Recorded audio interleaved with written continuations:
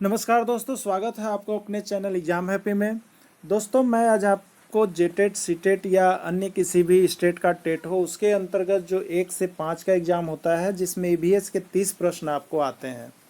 ये ईवीएस के 30 प्रश्न में मैं आपको टॉप 10 प्रश्न लेकर के आपके बीच उपस्थित हूँ, जिसमें आपको मैं 10 प्रश्न यहाँ पे दूंगा, जिसमें आप देखिए कि कितने प्रश्न आप सही कर पाते हैं। ये आपको प्रैक्टिस सेट के अंतर्गत आता है।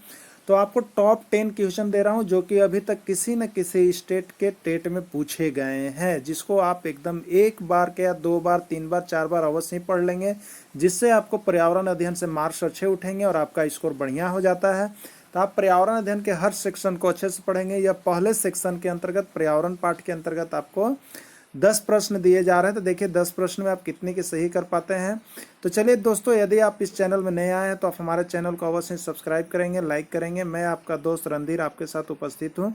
आपको यहाँ पे जेटेट और सीटेट की तैयारी या प्रारंभिक शिक्षक की तैयारी, माध्यमिक स्तर के शिक्षक की तैयारी के लिए आपके बीच में यहाँ पे उपस्थित रहता हूँ। आपको हर प्रकार के शिक्षकों से संबंधित चैनल यहाँ पे मिलता है। तो आप अगर शिक्षक बनना चाहते हैं, आप जेटेट या सीटेट पास करना चाहते हैं, तो आप हमारे चैनल के साथ एक बार अवश्य जुड़िए, सब्सक्राइब कीजिए, लाइक कीजिए। चलिए चलते हैं प्रश्न की ओर। निम्न में से कौन सा सर्वाधिक उत्पादक पारिस्थितिकी तंत्र है? देखिए दोस्तों, एक क्वेश्चन जो है आपको पारिस्थितिकी तंत्र इकोलॉजिकल सिस्टम के अंतर्गत आएगा, तो आप इसके टॉपिक को भी पढ़ लेंगे। पारिस्थितिकी तंत्र नहीं तो मैं आपको पारिस्थितिकी तंत्र से संबंधित टॉपिक इस वीडियो में डाउनलोड कर दूंगा अपने चैनल पर, आप वहां भी देख सकते हैं। फिलहाल आप देखिए कि यह प्रश्न जो है यूपी टेट में आया हुआ है, फरवरी 2014 में जो हुआ था। तो देखिए, किस प्रकार के वन में सर्वाधिक पारिस्थितिकी तंत्र उत्पन्न होता है? तो यहाँ पे 4 ऑप्शन है: उष्णकटिबंधीय वर्षा वन, टुंड्रा वन, सवाना वन और मरुस्थल वन। आप बताएंगे। तो देखिए, मैं आपको बताता हूँ कि उष्णकटिबंधीय वर्षा वन जो होती है वो सबसे अधिक जो है पारिस्थितिकी तंत्र का उत्पादन करते हैं, क्योंकि यहाँ पे पारिस्थितिकी तंत्र जो होते हैं सबसे ज़्यादा मात्रा में उत्पन्न होते हैं। और उसके लायक यहाँ पे जो होता है कि अनुकूल आपका मौसम पाया जाता है। नेक्स्ट प्रश्न है, खाद्य श्रृंखला के परस्पर समूह को क्या कहा जाता है? जैसे खाद्य श्रृंखला चलती है ना, जैसे मान ली गिलहरी घास खाए, घास को वो खा गया, घास फिर शेर खा गया, सांप को शेर खा गया, आदमी को, इस तरह से जो चलता है प्राथमिक द्वितीयक तृतीयक उपभोक्ता, तो एक जाल होता है। क्या होता है? एक चैन होता है, एक जाल के सिस्टम में चलता है। तो इसको खाद्य क्या कहते हैं वो आपसे पूछा जा रहा था। खाद्य चक्र कहते हैं, श्रृंखला अभिक्रिया कहते हैं, खाद्य जाल कहते हैं, बायोमास का पिरामिड कहते हैं। इसका सही आंसर है खाद्य जाल। क्या कहते हैं उसको? खाद्य जाल।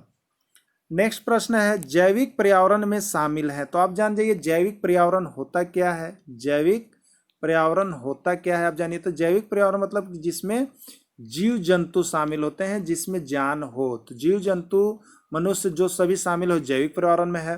तो यहाँ पर उत्पादक, उपभोक्ता, उपघटक, ये सभी जो है वो आपको क्या है? जैविक पर्यावरण है। सभी एक दूसरे को खाते हैं, एक चैन के सिस्टम के चलता है।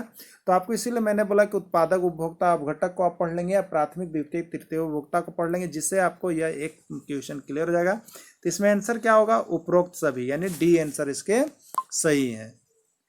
नेक्स्ट आप देखेंगे, किसके नेतृत्व में चिपको आंदोलन को बल मिला? तो मैं आपको बता दूं कि यह जो टॉपिक है चिपको आंदोलन, ये आपको एकदम कंफर्म रूप से पढ़ लेना है, और नहीं तो मैं इसमें वीडियो लोड कर दूंगा चिपको आंदोलन, जिसको आप इसी के माध्यम से इस तरह से आप देख लेंगे चिपको आंदोलन क्या था। तो मैं आपको थोड़ा बता दूं यहाँ पे कि चिपको आंदोलन जो था उत्तराखंड से संबंधित था, और इसके नेतृत्वकर्ता जो थे वो सुंदरलाल बहुगुणा थे। विशेष मैं डीप में नहीं जा रहा हूँ क्योंकि समय बहुत ज़्यादा लग जाएंगे आपको, तो आप अभी देखेंगे तो सुंदरलाल बहुगुना इसका आंसर हो जाएगा। नेक्स्ट आप देखेंगे, एक अध्यापक मेघा पाटेकर व अमृत देवी बिश्नोई के योगदान पर बोल रहा है, क्योंकि कोई अध्यापक पढ़ा रहे थे और वो जो पढ़ा रहे तो किस पर भाषण दे रहे हैं? तो मेघा पाटेकर व अमृत देवी बिश्नोई के योगदान पर। तो आपको बताना है कि ये जो बोल रहे हैं ये किस चीज पर बोल रहे हैं, क्या पढ़ा रहे हैं, किस चीज से संबंधित वहां पे पढ़ाई हो रही है, किस टॉपिक से पढ़ाई हो रही है। तो उसी टॉपिक से पढ़ाई हो रही है जिस टॉपिक से इन लोग जुड़े होंगे। तो ठीक है, तो इन लोग किस चीज से जुड़े हुए हैं ये आपको यहाँ पर आंसर देना है। तो देखिए ये किससे जुड़े हैं? दोनों का संबंध जल संरक्षण के आंदोलन से है, दोनों महिला सशक्तिकरण से जुड़े हुए हैं, दोनों पर्यावरण मुद्दे से जुड़े हुए हैं, और दोनों चिपको आंदोलन से जुड़े हुए हैं। तो यहाँ पे आपको बता दूं कि ये जो मेघा पाटेकर और अमृत देवी बिश्नोई योगदान जो है, ये दोनों पर्यावरणीय मुद्दा से जुड़े हुए हैं और पर्यावरण संतुलन के रखने के लिए बात करते हैं, पर्यावरण संरक्षण से संबंधित बात करते हैं, मतलब पर्यावरण से जुड़े हुए हैं। आप इनको याद रखेंगे, ठीक है। नेक्स्ट प्रश्न आप देखेंगे, वन्य प्राणी सप्ताह प्रतिवर्ष मनाया जाता है। तो आप देखिएगा वन्य प्राणी सप्ताह, क्योंकि आप पर्यावरण पढ़ रहे हैं इसलिए ये आगे आना ही आना है, इसलिए आपको इसको देख लेंगे। तो ये अक्टूबर में होता है, क्या है, अक्टूबर के प्रथम सप्ताह में मनाया जाता है, यानी वन्य प्राणी सप्ताह अक्टूबर के प्रथम सप्ताह में मनाया जाता है।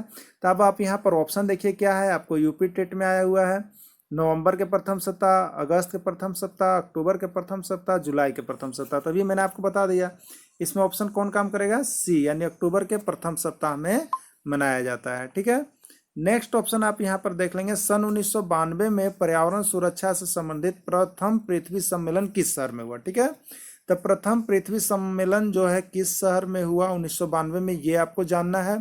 तो ये क्या है आपको, तो प्रथम जो हुआ था वो 1992 में हुआ था, वो आपको ब्राजील में हुआ था। कहाँ हुआ था, किस शहर में, ब्राजील। अब ब्राजील के किस जगह पर हुआ था, तो ब्राजील के रियो डी जेनेरो नामक जगह में शुरुआत पृथ्वी सम्मेलन हुआ था। तो आप याद रखेंगे यहाँ पे Copenhagen, Rio de Janeiro, Washington, Stockholm. तो कहाँ हमने आपको बताया, रियो डी जेनेरो, इसका सेकेंड ऑप्शन सही है। नेक्स्ट आप देखेंगे यहाँ पर, यदि एक मेढक एक टीडे को खाता है तो ऊर्जा का स्थानांतरण कहाँ होगा। ये यूपी टेट में आपका है वो प्रश्न है। मेढक किसको खाता है, टीडा को खाता है। ठीक है, मेढक प्राथमिक हो गया और टीडा यहाँ पर द्वितीय हो गया। तो यहाँ पे आपको बोलिएगा क्या चाहिए, प्राथमिक उपभोक्ता से द्वितीय उपभोक्ता की ओर हुआ। ठीक है, तो ये यहाँ पर चार ऑप्शन है, उत्पादक के अपघटक, उत्पादक से प्राथमिक उपभोक्ता, प्राथमिक उपभोक्ता से द्वितीय उपभोक्ता और द्वितीय उपभोक्ता से प्राथमिक उपभोक्ता, प्राथमिक उपभोक्ता से द्वितीय उपभोक्ता की ओर इसका स्थानांतरण हो रहा है। नेक्स्ट आपका है, निम्न में से पृथ्वी पर कौन सा पारिस्थितिकी तंत्र सबसे बड़ा है। पारिस्थितिकी तंत्र तो पृथ्वी पर होता है, इकोलॉजिकल सिस्टम होता है, लेकिन कौन सबसे बड़ा है। तो आपके चार ऑप्शन है, देखिए यूपी टेट में आया हुआ है, चार ऑप्शन है, रेगिस्तान है, समुद्र है, वन है, कृषि भूमि है। ठीक है, तो सबसे ज्यादा जो पारिस्थितिकी तंत्र बड़ा है वो कौन है, आपका समुद्र है। सबसे बड़ा क्या होता है, समुद्र, इसलिए समुद्र सबसे बड़ा पारिस्थितिकी तंत्र है। नेक्स्ट है आपका, पर्यावरण को बचाने के लिए चिपको आंदोलन से कौन सा राज्य जुड़ा है। तो अभी मैंने आपको बताया था कि पर्यावरण से बचाने के लिए, पर्यावरण को बचाने चिपको आंदोलन से कौन सा राज्य जुड़ा है, उत्तराखंड राज्य जुड़ा है। तो फ्रेंड्स, इस तरह से आपने यहाँ पे 10 महत्वपूर्ण एमसीक्यू क्वेश्चन पर्यावरण का देखा। तो दोस्तों मैं आशा करता हूँ, विश्वास करता हूँ 10 में से आप 10 भी बना सकते हैं। यदि कम बन रहा है तो आपको प्रयास करने की आवश्यकता है, प्रयास से ही मंजिल मिलती है। तो आपको अपनी लाइफ बनानी है, जिंदगी बनानी है, तो आप हमारे चैनल एग्जाम हैप्पी के साथ जुड़ें। मैं आपको यहाँ पे हर तरह का जेटेट सीटेट सभी स्टेट के टेट का क्वेश्चन यहाँ पर लेकर के आपके बीच उपस्थित होता रहता हूँ। तो आप इस तरह से किसी भी टेट का एग्जाम बना करके आप अपने जेटेट के एग्जाम सीटेट के एग्जाम को महत्वपूर्ण बना करके आप इसकी तैयारी करें और आप इसमें सफलता पा सकते हैं। Thanks for watching this video. फिर मैं मिलूंगा आपको मैं इसी तरह से नेक्स्ट वीडियो के साथ। तब तक के लिए आपको जय हिंद, जय भारत।